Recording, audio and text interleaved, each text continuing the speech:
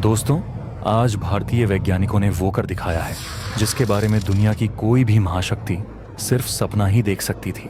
जिस मिसाइल को दुनिया पहले ही सबसे तेज और घातक मानती थी, भारत ने उसी में वो शक्ति डाल दी है जिसने दुश्मन के विनाश का चक्र चला दिया है, जिसने चीन और पाकिस्तान की सीमाओं के भीतर से उनके सबसे महत्वपूर्ण ठिकानों पर हमला करने की गारंटी दे दी है। अब पाकिस्तान का हर इंच भारत की रेंज में है। आज हम आपको ब्रह्मोस मिसाइल के उस 800 किलोमीटर वाले महा अपग्रेड की एक एक परत खोलकर दिखाएंगे। हम जानेंगे कि कैसे वैज्ञानिकों ने इसका रामजेट इंजन बदलकर इसे सुदर्शन चक्र की मारक शक्ति दी है। भारतीय वैज्ञानिकों ने कौन सा वो हाइब्रिड नेविगेशन सिस्टम इसमें डाल दिया है जिसने इसकी सटीकता को 0 रिएक्शन टाइम पर ला दिया है। लेकिन वीडियो में आगे जाने से पहले आपको बता दूं कि इस तकनीक को बनाने में भारतीय वैज्ञानिकों को पूरे 8 सालों की मेहनत लगी है। तो अगर आपको भारतीय वैज्ञानिकों के इस पराक्रम पर गर्व महसूस हो तो वीडियो को एक लाइक अवश्य करें और कमेंट बॉक्स में जय हिंद लिखना न भूलें। तो चलिए समझते हैं कि ब्रह्मोस में यह सुदर्शन चक्र की शक्ति क्या है। ब्रह्मोस मिसाइल को दुनिया पहले से ही मैक 2.8 से मैक 3 की गति के साथ दुनिया की सबसे तेज क्रूज मिसाइल मानती है। इसकी यह गति ही इसे लगभग अभेद्य बना देती है, क्योंकि दुश्मन के पास इसे डिटेक्ट करने और प्रतिक्रिया देने का समय यानी 0 रिएक्शन टाइम होता है। पहले इसकी मारक क्षमता 290 किलोमीटर तक सीमित थी, लेकिन भारत के मिसाइल टेक्नोलॉजी कंट्रोल रेजिम यानी AMTCR में शामिल होने के बाद वैज्ञानिकों ने इसकी रेंज पहले 450 किलोमीटर तक बढ़ाई और अब इसे 800 किलोमीटर तक पहुंचाने का काम लगभग पूरा हो चुका है। लेकिन यह सिर्फ दूरी बढ़ाने का काम नहीं था, ये था ब्रह्मोस के इंजन और दिमाग को पूरी तरह से बदलना।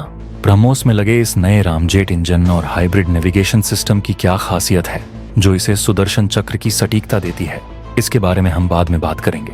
पहले यह जान लेते हैं कि 800 किलोमीटर की रेंज मिलते ही चीन और पाकिस्तान पर इसका क्या असर होगा, ताकि आप इस अपग्रेड का सामरिक महत्व समझ सकें। दरअसल सैन्य विश्लेषकों का मानना है कि 800 किलोमीटर की रेंज मिलते ही ब्रह्मोस भारत को वो स्टैंड ऑफ प्रिसीजन स्ट्राइक क्षमता देती है जिसका कोई तोड़ नहीं है। रक्षा मंत्री राजनाथ सिंह के अनुसार अब पाकिस्तान का हर इंच ब्रह्मोस मिसाइल की रेंज में है। इसका मतलब है कि भारत अपनी सीमा के अंदर रहते हुए या हिंद महासागर में अपने युद्धपोतों से पाकिस्तान के किसी भी महत्वपूर्ण ठिकाने को निशाना बना सकता है, चाहे वह कमांड सेंटर हो, एयरबेस हो या नेवल पोर्ट। चीन के खिलाफ भी यह मिसाइल भारत को मलक्का, जलमरुमध्य और दक्षिण चीन सागर जैसे प्रमुख समुद्री क्षेत्रों में अपनी शक्ति दिखाने की जबरदस्त क्षमता देती है। 800 किलोमीटर की यह रेंज चीन और पाकिस्तान के लिए एक शक्तिशाली निवारक यानी डिटरेंट के रूप में काम करेगी। ब्रह्मोस का यह विस्तारित दायरा चीन के उन नौसैनिक अड्डों को भी सीधे खतरे में डालता है जिनसे वह हिंद महासागर में अपनी दादागिरी दिखाना चाहता है। यह मिसाइल भारत की सुरक्षा रणनीति को रक्षात्मक से आक्रामक बना देती है। इस अपग्रेड के साथ भारत अब दुश्मन के दरवाजे पर दस्तक दिए बिना ही उसके घर में घुसकर हमला करने की क्षमता रखता है। यह न सिर्फ हमारी सामरिक पहुंच को बढ़ाता है, बल्कि दुश्मन को हर पल यह सोचने पर मजबूर करता है कि भारत का अगला निशाना क्या होगा। अब लौटते हैं ब्रह्मोस के सुदर्शन चक्र वाली शक्ति पर।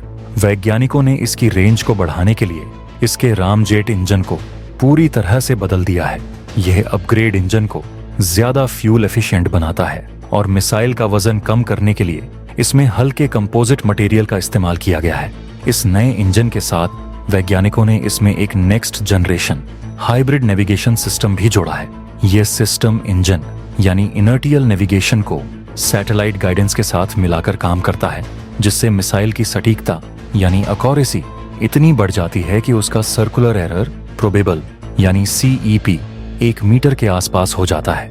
एक मिसाइल जो मैक 3 की रफ्तार से 800 किलोमीटर दूर जाकर 1 मीटर के दायरे में लक्ष्य को ध्वस्त कर दे, उसे सुदर्शन चक्र कहना गलत नहीं होगा। सबसे बड़ी बात यह है कि यह नया नेविगेशन सिस्टम इलेक्ट्रॉनिक जैमिंग या स्पूफिंग के खिलाफ अत्यधिक लचीला यानी रेजिलिएंट है, जिसका मतलब है कि चीन की इलेक्ट्रॉनिक वॉरफेयर तकनीक भी इसे रोक नहीं पाएगी। ब्रह्मोस की यह क्षमता भारत को युद्ध के दौरान दुश्मन के कमांड एंड कंट्रोल यानी C2 नेटवर्क को ध्वस्त करने की अचूक ताकत देती है।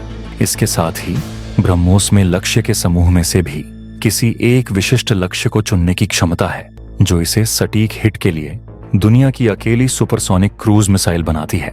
यह अपग्रेडेड ब्रह्मोस मिसाइल अब केवल स्थिर लक्ष्यों पर ही नहीं, बल्कि गतिशील यानी मूविंग लक्ष्यों जैसे कि युद्धपोतों या दुश्मन के काफिलों पर भी अचूक हमला कर सकती है। इसकी टारगेट कैप्चर और ट्रैकिंग क्षमता को भी बढ़ाया गया है, जिससे यह दुश्मन को चकमा देने की कोई भी कोशिश करने का मौका नहीं देती। ब्रह्मोस की इस 800 किलोमीटर वाली वेरिएंट को थल सेना, नौसेना और वायुसेना तीनों में शामिल किया जाएगा। भारतीय नौसेना के लगभग 20 युद्धपोत पहले से ही ब्रह्मोस से लैस हैं और उनके लिए यह अपग्रेड सिर्फ एक सॉफ्टवेयर और फायर कंट्रोल सिस्टम अपडेट जितना आसान होगा। यह मिसाइल नौसेना की शक्ति को हिंद महासागर क्षेत्र यानी IOR में कई गुना बढ़ा देगी।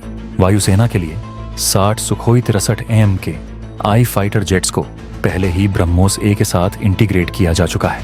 यह संयोजन सुखोई की लंबी दूरी की उड़ान क्षमता और ब्रह्मोस की 800 किलोमीटर की मार्ग क्षमता को मिलाकर एक ऐसी शक्ति देता है जो दुश्मन की हवाई सीमा में घुसे बिना ही उसके महत्वपूर्ण ठिकानों को बर्बाद कर सकती है।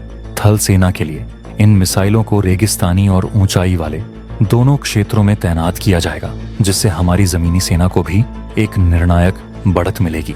अब सबसे बड़ा सवाल यह घातक हथियार सेना में कब तक पूरी तरह से ऑपरेशनल हो जाएगा। रक्षा सूत्रों के मुताबिक 800 किलोमीटर रेंज वाली ब्रह्मोस के अंतिम वैलिडेशन ट्रायल चल रहे हैं और यह मिसाइल 2027 के अंत तक पूरी तरह से परिचालन यानी फुली ऑपरेशनल और युद्ध के लिए तैयार हो जाएगी। इसके समानांतर ही DO ब्रह्मोस NG यानी नेक्स्ट जनरेशन पर भी काम कर रहा है, जो वजन में हल्की और अधिक स्टील्थ तकनीक से लैस होगी और इसे तेजस, राफेल जैसे हल्के लड़ाकू विमानों पर भी लगाया जा सकेगा।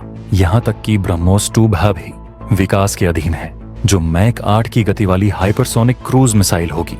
इन सभी वेरिएंट का विकास यह सुनिश्चित करता है कि भारत भविष्य के हर युद्ध के लिए तैयार है और दुश्मनों को किसी भी हालत में चुनौती देने की क्षमता रखता है। ब्रह्मोस का यह अपग्रेड सिर्फ रेंज की बात नहीं है, यह भारत की बदलती सैन्य शक्ति का प्रमाण है। ऑन ऑपरेशन सिंदूर में ब्रह्मोस का सफल इस्तेमाल पाकिस्तान के चीनी निर्मित एयर डिफेंस सिस्टम जैसे HQ-9 की विफलता का सबसे बड़ा सबूत था।